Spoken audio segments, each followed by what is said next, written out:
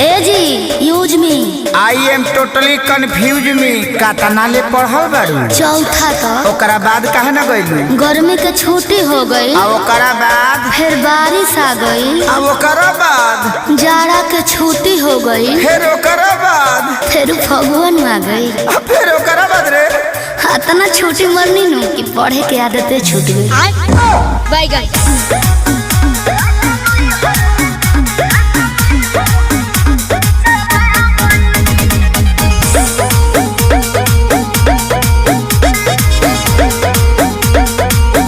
अरे तहरा पढ़ाई के नइखे कोनो जोड़ हो, बोलेलू त इंग्लिश के तूर देलू गोड़ हो। मैं तो बताई मैं नहीं हूँ हाई फाई।